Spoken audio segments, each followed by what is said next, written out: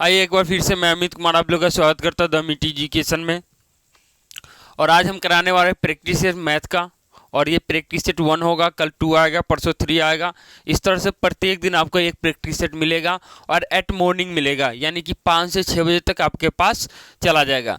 अगर आप चाहते हैं कि प्रैक्टिस सेट रोजाना करें तो इसके लिए आप मेरे व्हाट्सएप नंबर, ठीक है, इस पर आप जुड़ सकते हैं, मैसेज कर सकते हैं और आपको एक अलग ग्रुप बना दिया जाएगा। उस ग्रुप के माध्यम से आपको प्रत्येक दिन डीएलएड से रिलेटेड सारी इन्फॉर्मेशन आपको मिलती रहेगी, ठीक है। तो आइए फर्स्ट क्वेश्चन हम लोग करते हैं। क्वेश्चन कह रहा है कि 1 से 1000 तक कुल कितनी विषम संख्याएं है। 1 से लेके 1000 के बीच में कुल कितनी विषम संख्या होती है। तो देखिए इसका सिंपल तरीका है, विषम हो या सम हो, आपको आसानी से लास्ट वाला इसका उठा लेना है। 1 से 1000 का तो 1000 अब बाई 2 कर देना है, जितना आएगा उतना आपका आंसर हो जाएगा। आंसर ए हो जाएगा, यानी 500 विषम संख्याएं होगी, ठीक है। या सम भी होगा, 1 से लेके 1000 के बीच में कितनी सम संख्या होगी। तो आसान ट्रिक है, n/2 कर देना है। अगर फॉर्मूला लिखना चाहेंगे n/2 होता है, n मतलब लास्ट नंबर ऑफ संख्या, ठीक है। तो n/2 होता है, यानी लास्ट वाला उठाना है, बाई 2 कर देना है, आपका संख्या निकल जाएगा, ठीक है। अब आते हैं इसको थोड़ा सा समझाने का कोशिश करते हैं, जिनको समझ नहीं आया तो 1 से लेके हम लिख लेते हैं 9 तक,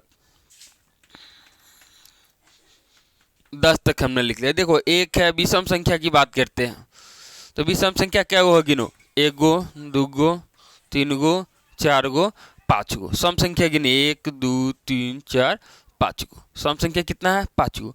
यानी जब 10 तक में 5 सम होता है, 5 विषम होता है, तो ऑटोमेटिक है कि 1000 में कितना सम होगा, कितना विषम होगा, तो 500 सम होगा और 500 विषम होगा, ठीक है।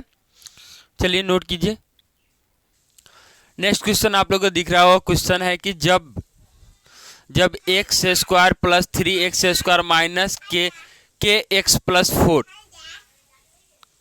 हाँ ठीक है पढ़ो, के एक्स प्लस 4 यानी x square plus 3x square minus के एक्स प्लस 4 में x माइनस 2 का भाग दिया जाए तो k का मान होगा, इसमें से कौन होगा k का मान। तो यही निकालना है, ठीक है। तो बहुत ईजी है, ये देखते हैं कैसे निकलेगा। तो ये x माइनस 2 है, तो मतलब कि x बराबर ये हो जाएगा, इस साइड भेज देंगे तो कितना हो जाएगा, ये हो जाएगा 2, यानी x माइनस 2 बराबर 0 करेंगे तो ये x बराबर मिलेगा 2। अब यहाँ पे हम डाल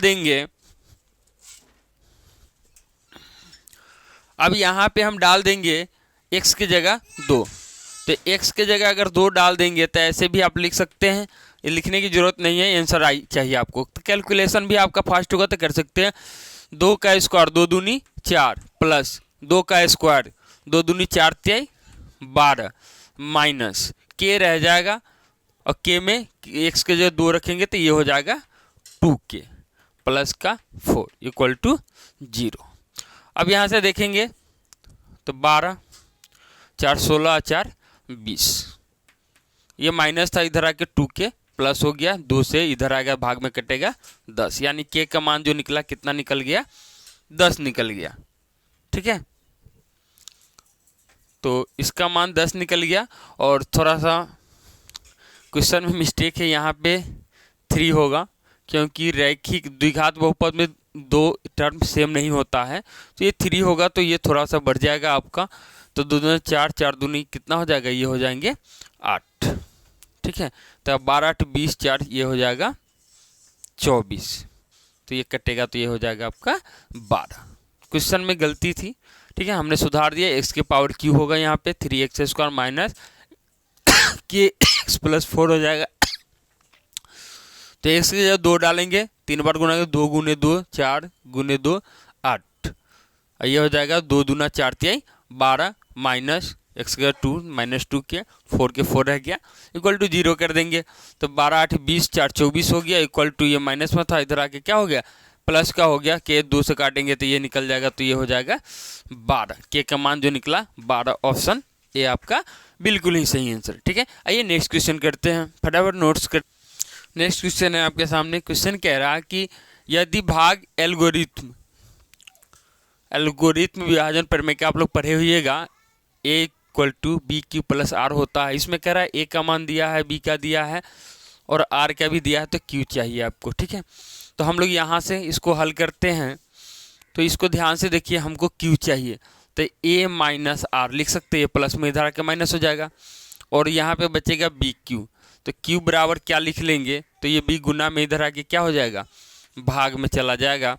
तो q के मान निकालेंगे आसानी से। a डालिए, a कितना है 37 माइनस आर डालिए यानी 1 हो गया, और b डालेंगे, b है 4। अब देखेंगे यहाँ पे घटाएंगे तो ये हो जाएगा 36/4, 4 नामा 36। ऑप्शन ए इसका आपका सही आंसर हो जाएगा। ठीक है, हमने बताया था एक लीनियर क्वेश्चन है, तो भाई एक लीनियर ही है। ये हम इतना नहीं बताएंगे तो फिर आपको समझ में भी नहीं आएगा। एक लाइन में पटाख से आंसर मारेंगे तो आपको समझ नहीं आए, इसलिए थोड़ा सा इसको एक 2 लाइन का स्टेप करना ही पड़ेगा। ठीक है, आइए नेक्स्ट क्वेश्चन देखते हैं, उम्मीद है आपको समझ आ रहा होगा। नेक्स्ट क्वेश्चन है, आप लोग को दिख रहा है तो आंसर भी कमेंट कर सकते हैं। कहा कि आप लोग की तैयारी तो पहले से ही चल रही है। ठीक है, कहीं ना कहीं अगर आपको आपकी मेंटेलिटी रही होगी कि चलो डीएलएड का इस बार एग्जाम देना है, तो आप तो तैयारी कर रहे होंगे। जब आपकी तैयारी है तो थोड़ा सा कमेंट बॉक्स में कमेंट भी डालते रहेंगे तो हमें पता चलेगा कि चलिए इसका आंसर क्या होगा या आपकी तैयारी कहाँ तक है। आइए, कह रहा है 156 के अभाज्य गुणनखंड में 2 का घातांक है। 2 का घातांक कितना, एकदम ईजी है। इसका आप क्या कर लीजिएगा, गुणनखंड कर लीजिएगा। ठीक है, 2 से हो जाएगा 2 तिहाई 6, 2 नवा 18, 3 से 13 39। तो 2 का घातांक पूछा है, 2 का घातांक कितना है, 2 है। आपका आंसर क्या हो जाएगा, ऑप्शन ए। ठीक है, तो बहुत सिंपल है। और इसी तरह से और सारे क्वेश्चन भी करेंगे, तो फटाफट कमेंट बॉक्स में कमेंट ही करते रहिएगा, पता चले कि आपको कहाँ तक तैयारी कर चुके हैं। ठीक है, नेक्स्ट क्वेश्चन।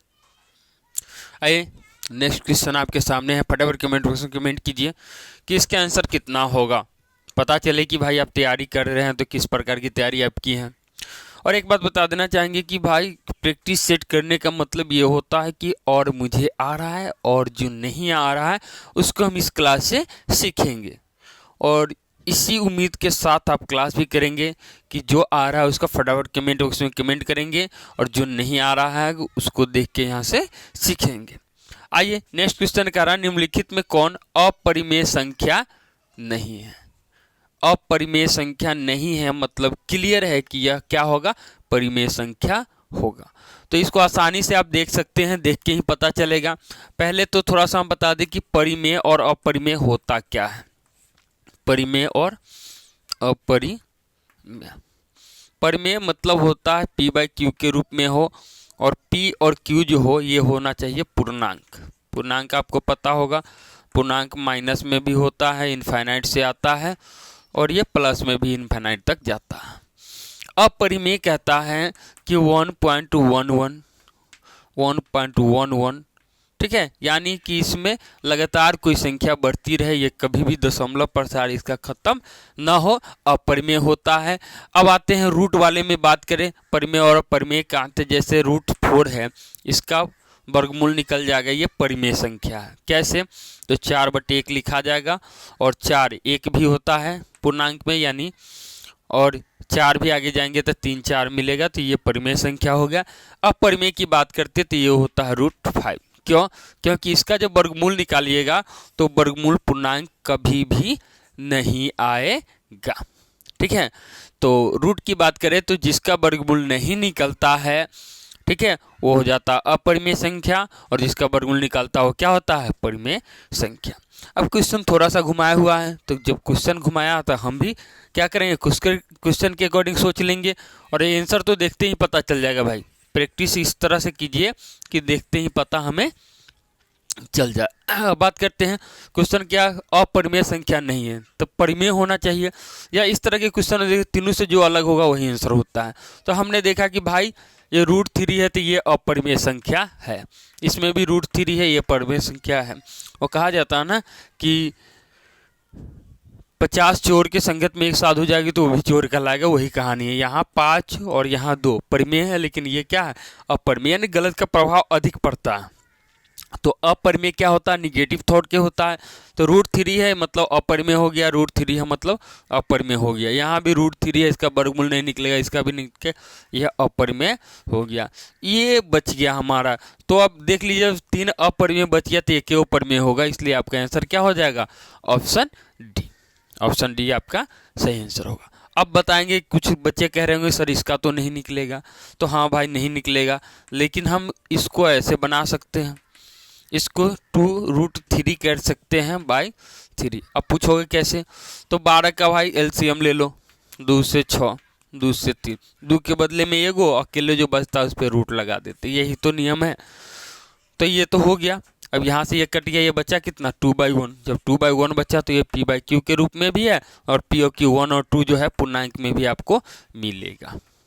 आया समझ में?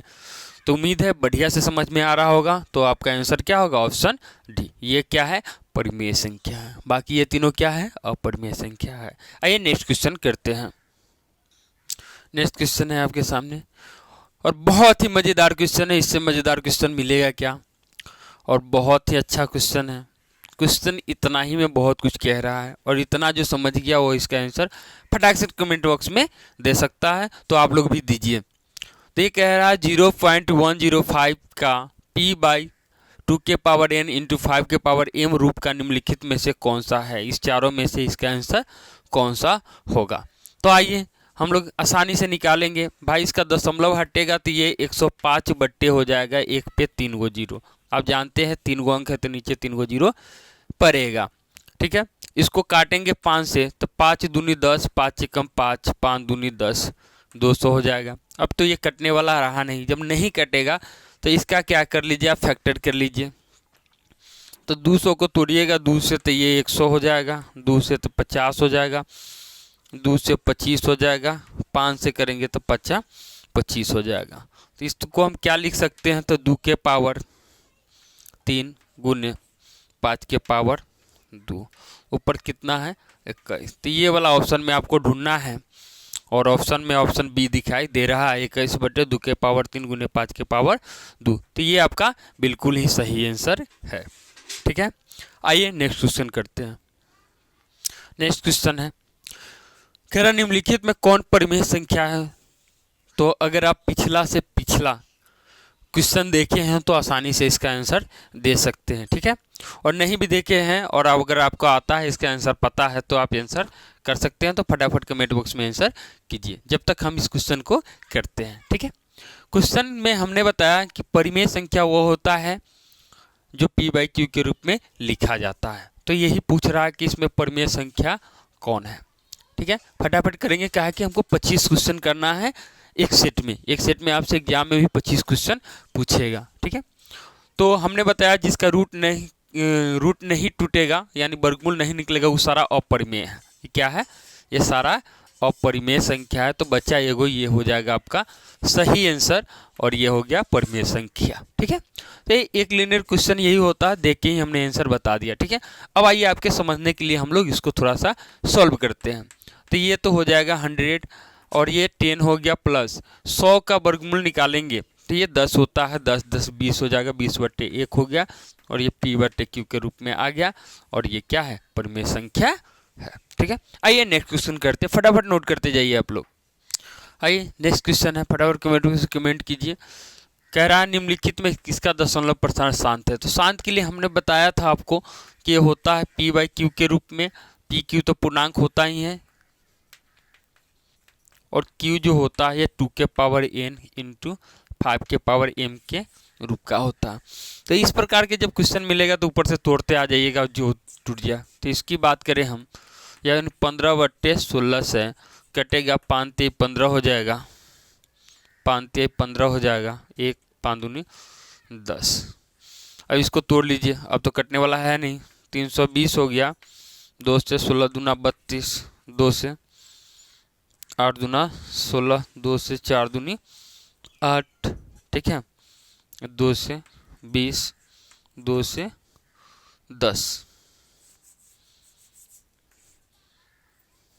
2 से 20, 2 से 10, 2 से 5, यानी 4 और 2 6। ठीक है, यानी 3/6 2 के पावर 6 हो गया गुने 5 के पावर 1। तो ये जो है इस रूप का आ गया। इसका मतलब है कि आपका सही आंसर क्या होगा, ऑप्शन ए होगा। ठीक है, आइए नेक्स्ट क्वेश्चन करते हैं। फटाफट कमेंट भी कीजिए, आप लोग कमेंट नहीं कर रहे हैं। नेक्स्ट क्वेश्चन है आपके सामने। क्वेश्चन कह रहा है कि दो धन पूर्णांक यानी दो संख्याएं हैं और दोनों धनात्मक हैं। ठीक है, ए और बी है। संख्या क्या है आपके पास, ए है और एक संख्या बी है। उसका मौसा ए बी का मौसा गुने लसा ए बी का बट्टे ए बी है। तो इसमें से कौन सत्य है, यानी कौन इसके बराबर होगा।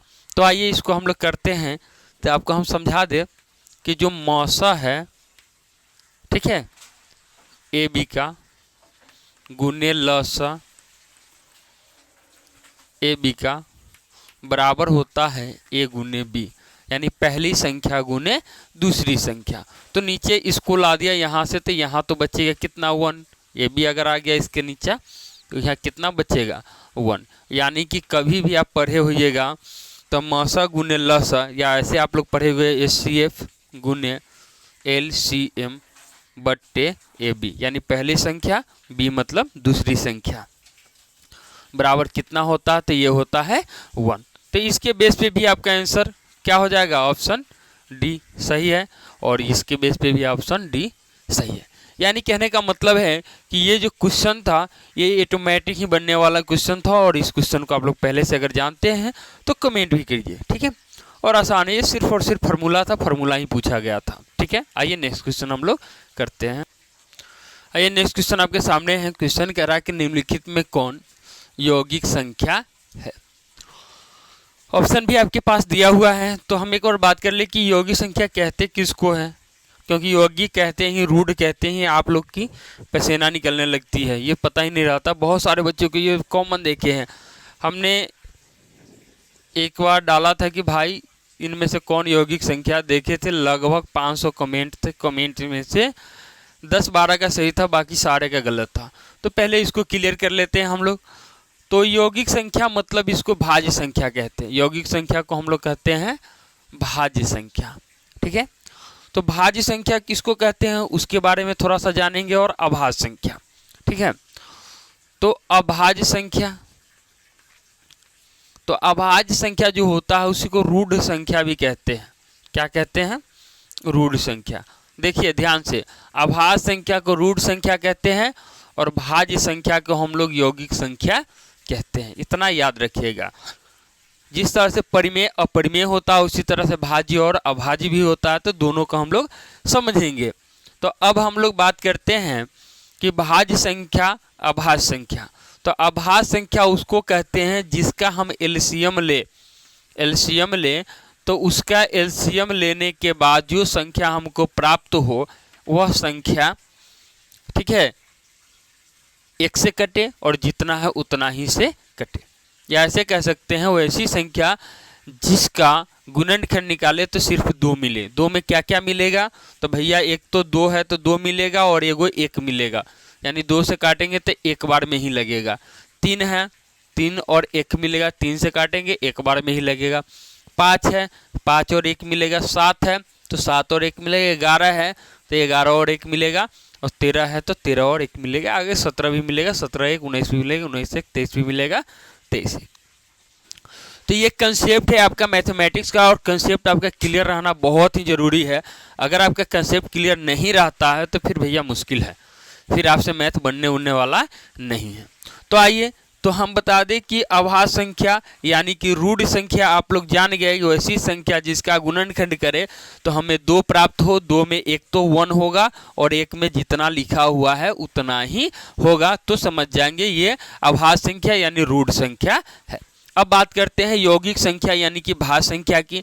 तो इसके बीच में जितना छूटा हुआ है, जैसे 2 के बाद 3 है और 3 के बाद कितना आएगा, 4 आएगा, और 5 के बाद 6 आएगा, और 7 के बाद कितना आ जाएगा, 8 आ जाएगा, 9 आ जाएगा, 10 आ जाएगा, 11 के बाद 12 आ जाएगा, डॉट डॉट ये बढ़ते रहेगा।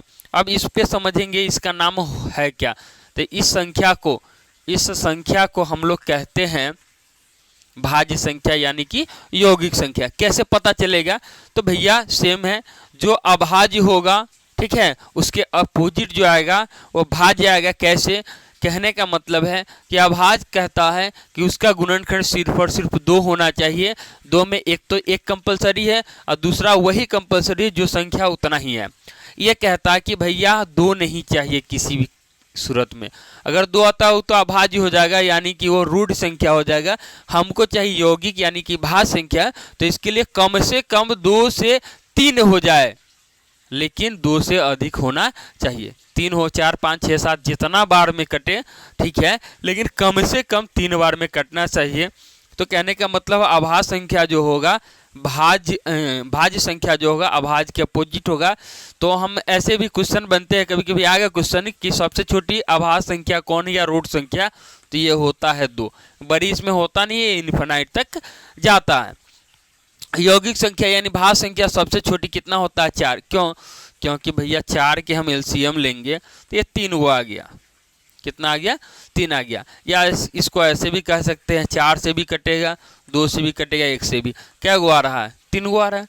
तो जब 3 गो संख्या आ जाएगा तो ये क्या होगा?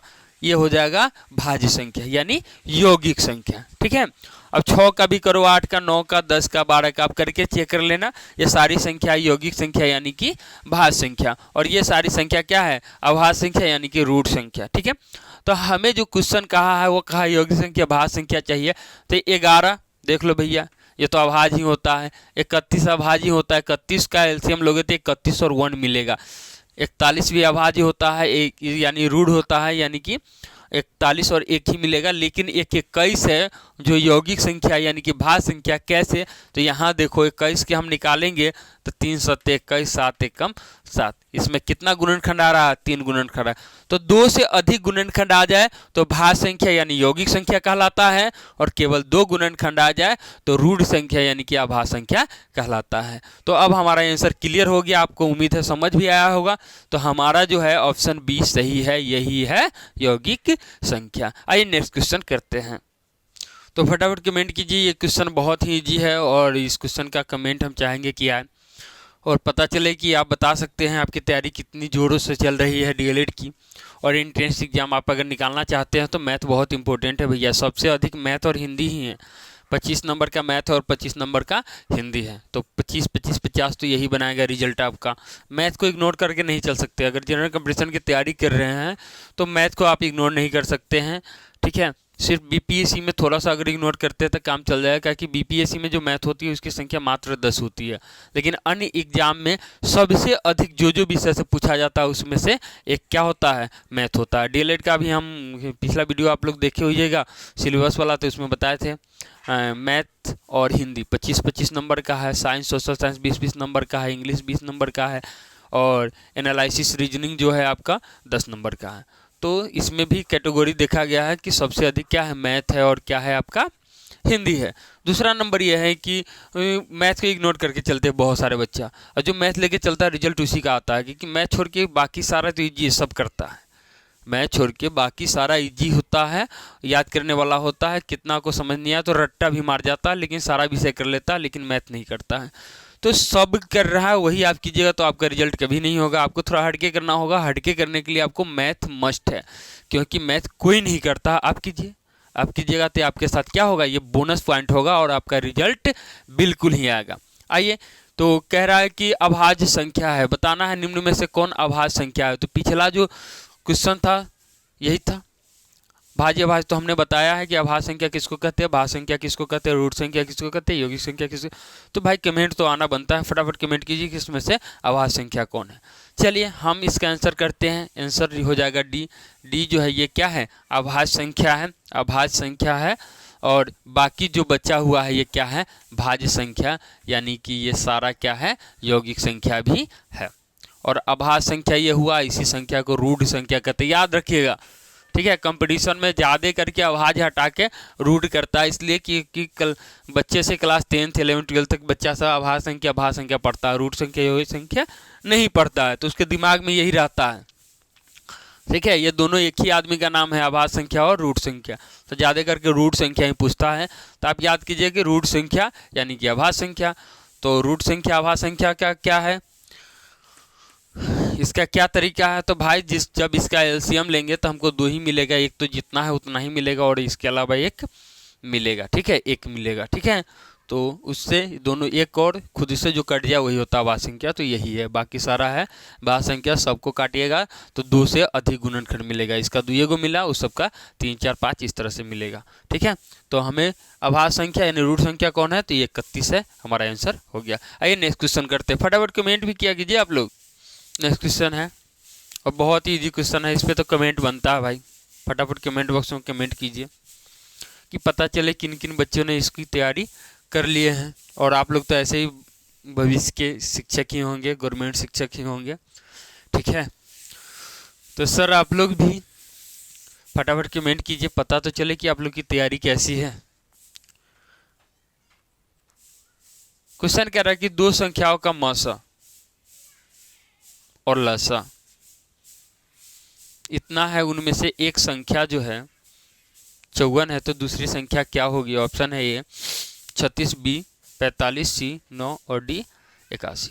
तो आपको इसका आंसर देना है, तो फटाफट कमेंट कीजिए, जब तक हम भी कर लेते हैं। मौसा यानी कि HCF गुने लसन यानी कि LCM इक्वल टू ए गुने बी, यानी कि ए मतलब पहली संख्या, बी मतलब दूसरी संख्या, ये हम लोग पढ़े हैं। तब मौसा यानी कि HCF दिया है 27 गुने LCM दिया है 162 बराबर पहली संख्या दिया है 54 और दूसरी संख्या ज्ञात करना यानी बी निकालना है, ठीक है। तो यहाँ से हम ये गुना में इधर आके क्या हो जाएगा, भाग में चला जाएगा, तो हमें बी मिल जाएगा। बी कितना मिलेगा, 54 है, तो 27 से काटेंगे, 27 से कम 27 दूनी 54, 2 से काटेंगे तो 2 8 16, 2 1 कम 2 यानी कि 81 हो जाएगा हमारा। दूसरी संख्या कितना होगा, 81, यानी कि ऑप्शन डी हमारा बिल्कुल ही सही आंसर है। तो इसी तरह से इतने ही इजी क्वेश्चन आएंगे, हार्ड आने का सवाल नहीं है, क्या कि 10th लेवल से क्या क्या क्वेश्चन बनेगा। हाँ ये अलग है, 10th 9th 10th से भी क्वेश्चन बनेगा, ट्रिगोनोमेट्री के भी क्वेश्चन आपको करने हैं। तो ट्रिगोनोमेट्री से लोग भागते हैं, लेकिन भैया हमने जब पढ़ा दिया ना तो एकदम ईजी हो जाएगा, एकदम आसान हो जाएगा। तो बस उम्मीद करते हैं कि आप पर डे अवेलेबल होंगे और हम भी अवेलेबल रहेंगे आपके लिए और आप हमारे लिए, और हम लोग मिल के एक जोरदार तैयारी करेंगे और रिजल्ट हम लोग देंगे, ठीक है। तो आइए, इसका आंसर तो आपको पता चल गया ना कि ऑप्शन क्या होगा, ऑप्शन डी। आइए नेक्स्ट क्वेश्चन करते हैं। नेक्स्ट क्वेश्चन आपके सामने है, बहुत ही इजी क्वेश्चन है, फटाफट कमेंट आना चाहिए सर, आप लोगों का कमेंट का इंतजार है, फटाफट कमेंट कीजिए। क्वेश्चन कह रहा है कि इतना इतना का मौसा होगा, बहुत इजी क्वेश्चन है, बहुत इजी क्वेश्चन है, देख के ही आंसर किया जा सकता है, फटाफट कमेंट कीजिए। चलिए इसको हम क्या करें, 12 को इस तरह से कर ले, 12 एकम 12, 3 12, 3 चौका 12, एक कट गया तो इसका आंसर यही हो जाएगा, यही मसा हो जाएगा। नहीं विश्वास है तो आइए करते हैं, इसको हम लोग यहाँ पे लिखेंगे, ये वाला आ जाएगा यहाँ पे 3 7 21, कितना हुआ मसा, 3 हो गया, मसा जो है कितना हुआ, 3 हो गया, ऑप्शन ए। ऑप्शन ए बिल्कुल ही सही आंसर है, ठीक है। आइए नेक्स्ट क्वेश्चन करते हैं। नेक्स्ट क्वेश्चन आपके सामने है, बहुत इजी क्वेश्चन, फटाफट कमेंट कीजिए। कह रहा है किसी धनात्मक पूर्णांक q के लिए प्रत्येक धनात्मक विषम पूर्णांक है, विषम पूर्णांक के लिए इसमें कौन है। तो देखिए आसान है, ये समपूर्णांक है, यानी कि ये भी सम है, ये भी सम है, ये भी सम है, विषम कौन है, तो ये है ऑप्शन सी आपका सही आंसर। कैसे, तो 6q + 1 हो गया, q मतलब पूर्णांक, q मतलब पूर्णांक, यानी कि q पूर्णांक हो जाएगा, और पूर्णांक में आप डाल दो, आपको विषम चाहिए तो 1 2 3 4 कुछ भी डाल के चेक कर सकते हो। 6 × 1 + 1 6 का 6 1 7 प्लस 1 यानी 6 दूना 12 1 13, 6 गुने 3 प्लस 1 6 3 18 1 19। तो आपको समझ में आ गया होगा कि यही क्या होगा, विषम संख्या होगा, ठीक है। तो विषम पूर्णांक का रूप कैसा होता है, तो इस तरह से होता है, यानी कि 6q + 1, ठीक है। तो अगर दूसरा क्वेश्चन करता 2 भी करे तो उससे फर्क नहीं पड़ता है, प्लस में विषम संख्या होना चाहिए, ठीक है, यानी कि 1 विषम संख्या है, अगर 3 होता तो ये हो जाता, 5 होता तो ये। विषम चूज करने का सिंपल तरीका है, यहाँ पे आपको देख लेना है कितना होना चाहिए, यहाँ पे विषम संख्या होना चाहिए। सम का तरीका क्या है, यहाँ पे आपको देख लेना है सम होना चाहिए, यहाँ पे 0 है तो देखो 2 के बाद 0 भी सम संख्या ही होता है, ठीक है। अगर 0 संख्या ले ले तो 0 क्या होता है, सम ही होता है, यानी 0 में 2 से भाग देंगे तो 0 आएगा, वो अलग बात है, लेकिन सम होता है। क्यों? क्योंकि हम लोग एक बार इस पर चर्चा कर ले। 1 2 3 4 5 6, तो देखो एक दूसरे के बीच में गैप है, एक दूसरे के बीच में गैप है। एक संख्या भी सम होता है और अगला पिछला सम होता है। फिर उसी तरह से एक संख्या सम होता है तो अगला पिछला भी सम होता है। तो इसी अनुसार क्या होगा, 0 सम होगा, तो इसलिए ये भी सम है, ये भी सम है, ये भी सम है, इसलिए ये क्या है, सम पूर्णांक का है। एक क्या है, विषम है, इसलिए ये क्या है, ऑप्शन सी आपका विषम पूर्णांक का है। ठीक है, तो क्लियर है, उम्मीद करते हैं समझ आ रहा होगा आप लोग को। आइए नेक्स्ट क्वेश्चन करते हैं। आइए, कह रहा है क्वेश्चन की प्रत्येक परिमेय संख्या होता है एक प्राकृतिक संख्या, दूसरा एक पूर्णांक संख्या, तीसरा एक पूर्ण संख्या और चौथा ऑप्शन डी एक वास्तविक संख्या। ठीक है, तो ये तो आपको पहले से पता है कि एक पहले से पता तो कमेंट भी कर सकते हैं, यही बोलना चाह रहे तो कमेंट कीजिए फटाफट। ठीक है, जब तक हम समझाते हैं। एक प्राकृतिक संख्या, एक पूर्णांक और एक पूर्ण संख्या, ये तीनों संख्या होती है परिमेय संख्या। और परिमेय और अपरिमेय टोटल क्या होता है, वास्तविक संख्या। इसलिए अपरिमेय संख्या क्या हुआ, एक वास्तविक संख्या है। ऑप्शन डी आपका सही आंसर है। ठीक है, उम्मीद करते हैं कि आज का क्लास आपको बहुत ही बढ़िया से समझ में आया होगा और नेक्स्ट क्लास हम जरूर लेकर आएंगे। ठीक है, तो आपको जो क्लास मिलेगा हमारा प्रत्येक दिन एट मॉर्निंग मिलेगा, यानी 6 बजे तक आपके पास वीडियो पहुंच जाएगा। ठीक है, तो एक बार फिर से कहना चाहते हैं, अगर आपको मेरा पूरा सेशन समझ आया है तो लाइक शेयर कमेंट जरूर करें। धन्यवाद। और हमारे व्हाट्सएप नंबर से जुड़े और आपके लिए अलग एक ग्रुप क्रिएट करेंगे, वहाँ पे आपका सारा विषय कराया जाएगा, सबका प्रैक्टिस सेट, हिंदी का भी, रीजनिंग का भी, मैथ का भी, इंग्लिश का भी, साइंस का भी, सोशल साइंस का भी, सबका प्रैक्टिस सेट पर डे एक एक आपको मिलेगा। सो आइए, आज के लिए धन्यवाद और हमारा व्हाट्सएप नंबर नोट कर लीजिए।